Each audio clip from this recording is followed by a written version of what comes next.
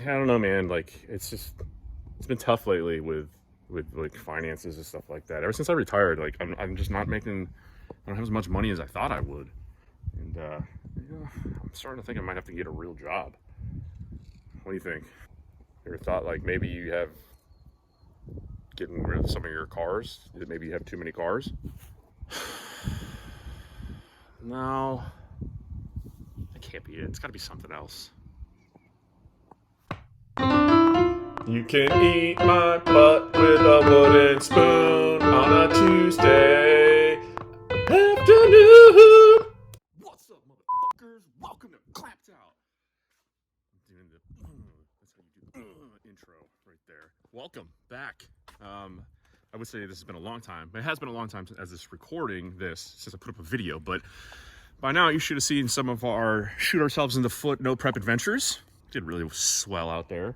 Speaking of swell, look at this gem. If you've been watching the podcast on Facebook, or I don't know if this was in the background in some of my other older videos, it's been a long time since I put a video up. But this car's been lingering here for a little bit, and my time with it has come to an end. And so I wanted to give you a full-on overview on this. This is clearly a new LS Mustang. I don't even know what year it is because it doesn't really matter.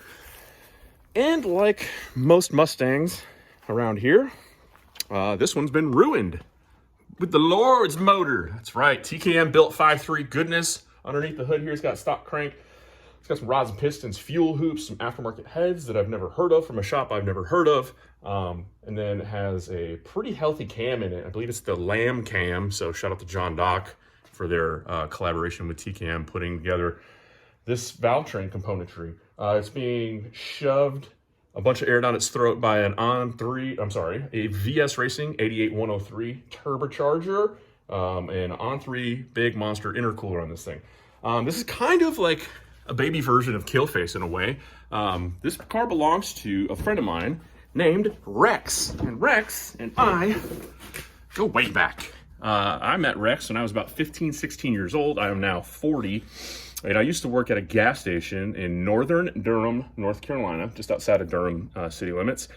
And Rex was the type of dude that would come to the gas station because he lived right there on the corner, and he would always have something cool to drive. Whether it was a Fox body Mustang, I mean, he's had a gang of cars over the years, but the ones that really remember second-gen F bodies.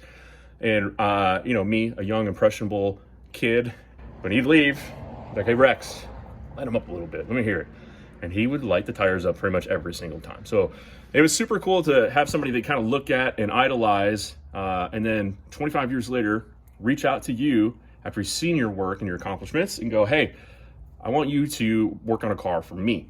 Now, the circumstances that led up to him making that phone call weren't the best because he kind of got the runaround from another shop on this car. And the installation of the engine management system was, let's just say it left a lot to be desired. So when the car got here, I ripped every ounce of wiring out of it. This one is a cool project, one, because I love building fast, crazy, nasty street cars. And also, this is the first time I've built an entire engine harness completely from scratch using just like a 20-foot flying lead harness. And this is not the typical Holley installation on this car. This one threw me for a loop. Now, while this is my bread and butter right here, tried and true, I love them, that company.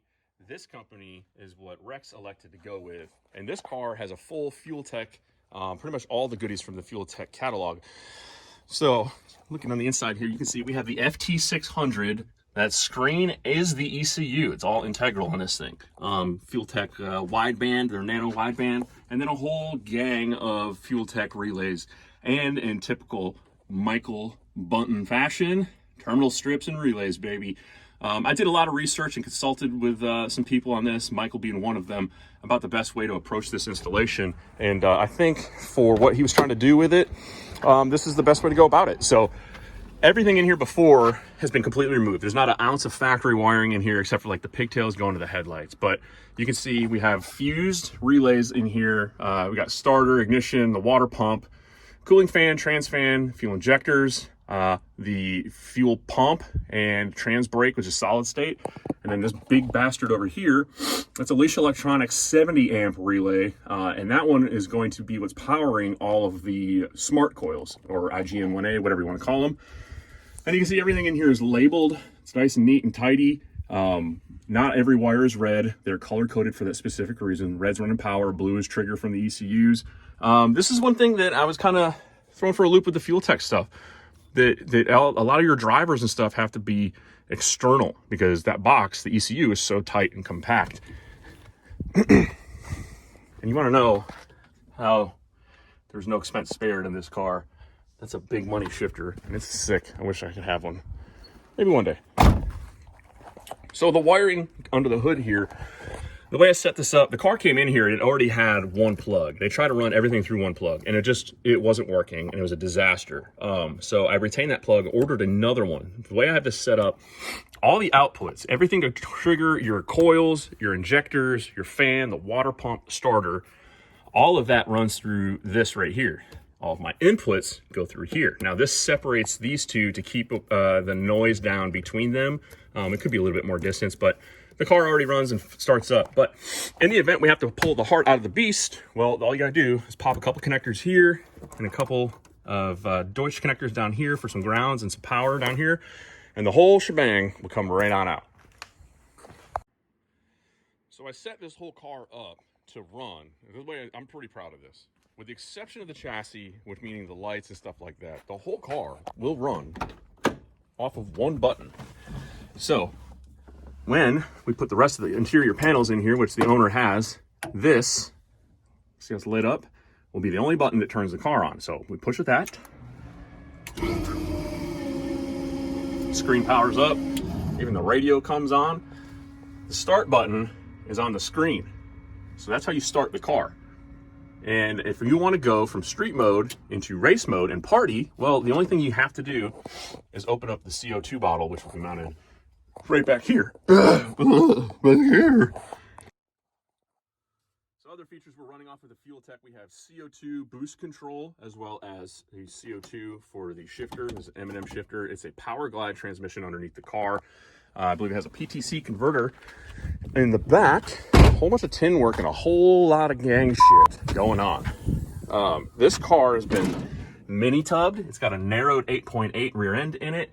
We got Viking coilovers in the back, 15-gallon fuel cell running pump E85, an Aeromotive brushless 5-gallon per minute pump is underneath of the car, ICT billet battery hold down with a big old Hankin Optima, another Leash Electronics 70 amp relay for the fuel pump. It has adjustable upper and lower torque boxes. All the suspension's been replaced with racecraft stuff. It's super nice. Super nice. Nasty. Super nice. Ew, that's nasty. Chassis-wise, the power windows still work and function as they should. For the locks, you can obviously use the key, but on this version, I wanted to get a little bit slick with it, so I actually hid a button on the car to unlock the doors without needing a key. So it's kind of some James Bond stuff. And no, I'm not going to show you where it is, but it's super gangster, super slick, and it's something I thought was really fun to do, and I'm going to actually use it on my own car. Chassis-wise, going over the car, it is a street car, so we have to have horns, courtesy of Amazon, and those are all hooked up to and powered by this. A PDM from Race Wire Solutions. This will run all your lights, headlights, turn signals, high beams, low beams, parking lights, brake lights, and a horn and hazards if you elect to. And it does it all off this tight, little, tiny, compact steering column mounted switch apparatus here that connects with a Deutsch connector, so it's easy to remove if you need to take the column out for any reason. And it's a huge time saver because now, unlike if I retained all the factory switches and stuff like that, I would have to run individual input wires into that PDM, but it comes pre-wired for this. So this takes care of half the work. So then all you have to do is just run the wires to the front and wires to the back, and then wire in brake lights, turn signals, tail lights, parking lights up front, high beam, low beam. And Bob's your uncle, you have a full-on chassis wiring kit. So that thing's really handy, Race Wire Solutions. And I set this up in a way that's like, the chassis stuff is completely isolated to one side of the car. Engine management stuff is isolated to the other side of the car. So you're never gonna get confused on what wire goes to what on this car. The only wiring that kind of still remains is the stereo this is going to be a street car. Rex is going to be driving this thing on the street. He wants to go fast, have fun, and ride around and get ice cream with his kids. And I think this is a fantastic way to do it. So, what's next?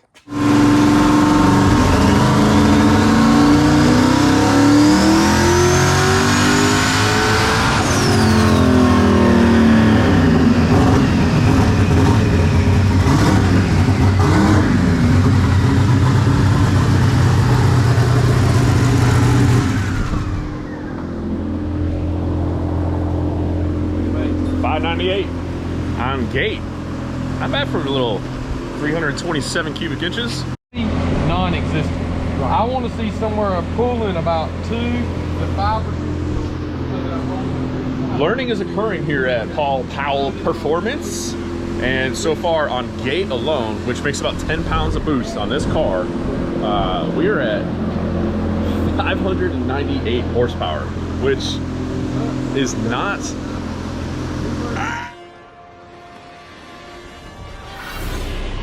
It's so bright. Should we go back inside? Which is not a bad number for a starter. So we're gonna do a few more gate pulls on this thing to try to line out the fueling, see what it wants for timing, and then when the party starts, which means we add CO2, which means we make more boost. We might see a 4-digit power number today.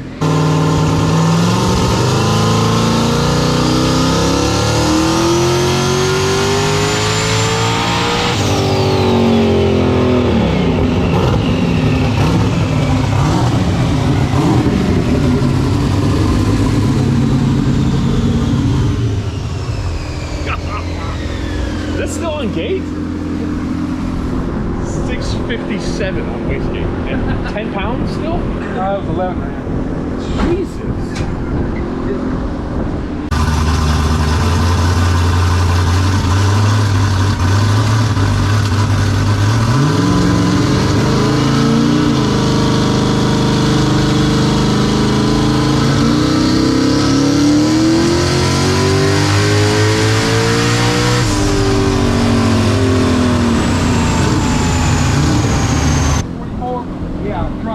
Yeah, 657 to a 644. Yeah, that's very misleading. Let me tell you why.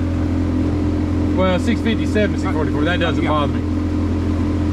So this up here, let me show you something. When I back out, spike wheel, not spike wheel.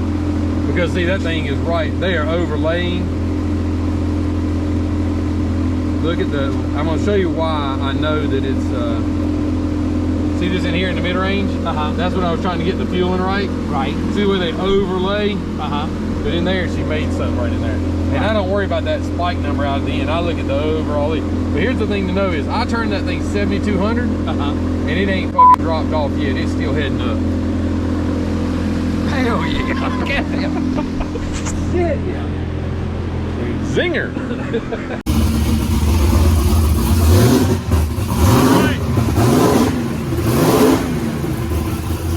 Back at Paul Powell. It is polygraph time for this guy and this guy.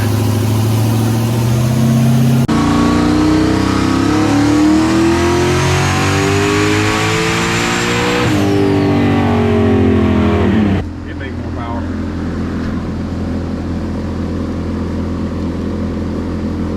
.663. Smooth too. You notice it didn't come through anything? Yeah. Caught up in the cords. So 663 is the wastegate number. It's smoothing out. It sounds like we're about to open the party bottle. This is gonna be a stupid fun street car. This thing's pulling to almost 7,500 RPM. So lots of RPM, lots of power. Yeah, this is going to be trouble for some people.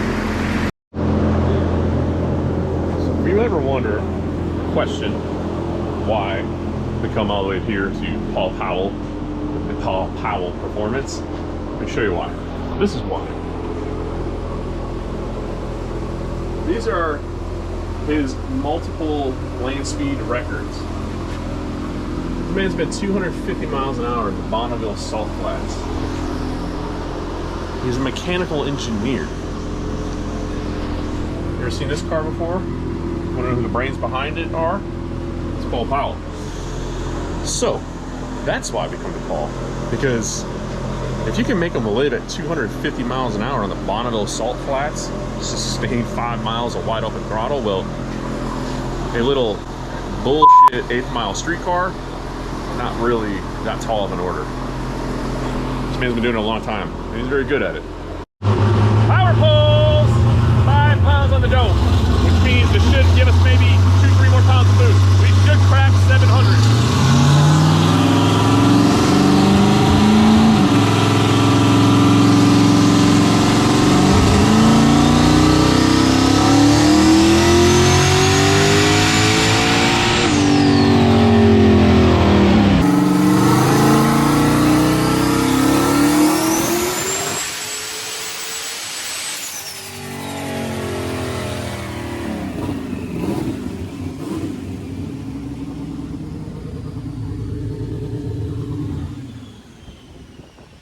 That time.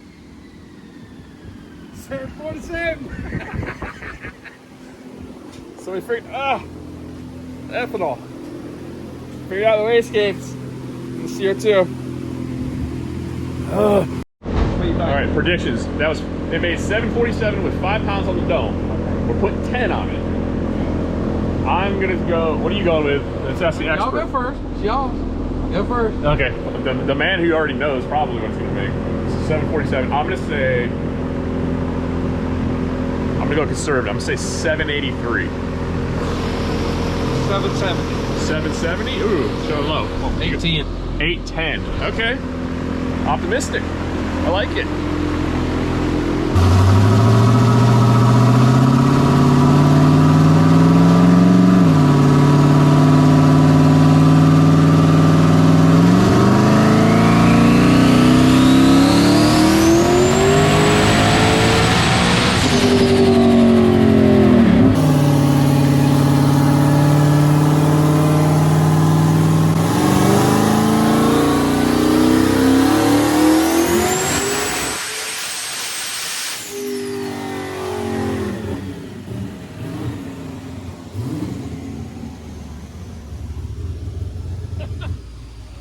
What'd you say, 810? 812.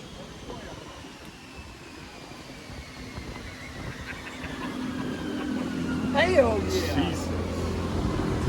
10 pounds on the dome and it makes 812 horsepower. Now what does that translate to boost-wise? It's probably going to be almost 20 pounds. The dome pressure does not correlate to the pressure necessarily like 1-to-1 what you're going to see in the motor. So you guys got to keep that in mind. So we talk about like we're putting 10 on it, putting 5 on it, we're going 15 on it. Now we're not talking about boost. We're talking about the amount of CO2 that we apply to the wastegates to hold them shut longer in order to shove more air down this little bitch's throat.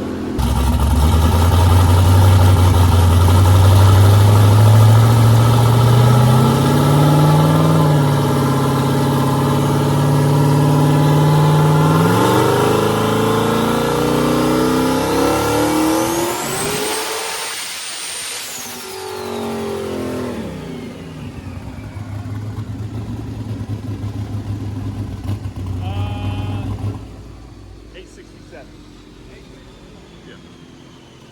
900 versus 860. God damn! 905. Jesus! He just said, he said 900. I got it. He said 900. I was like, you're crazy. 865. That 67. motherfucker's making some power. Man. God, my car doesn't respond like that with CO2. I just want to set it on fire.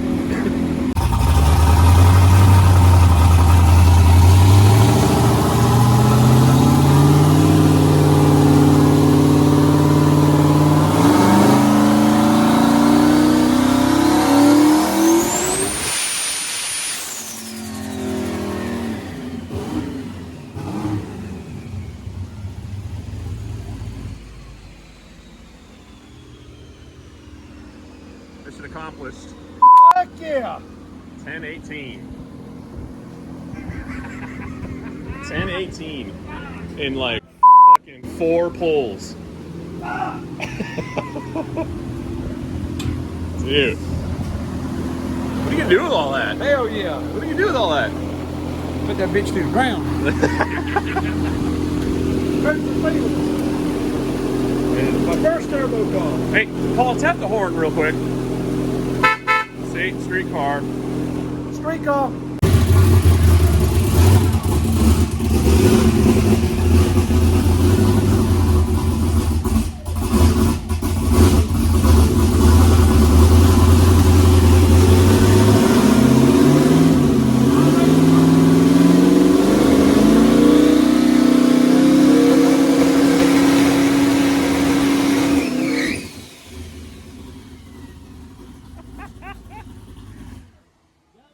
It's a little aggressive on the bump.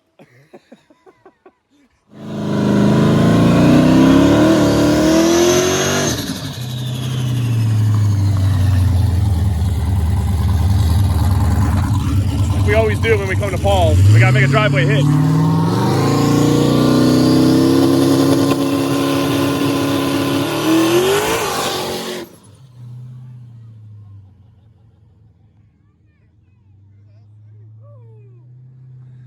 Another satisfied Yes, sir. customer. Ain't going down the road.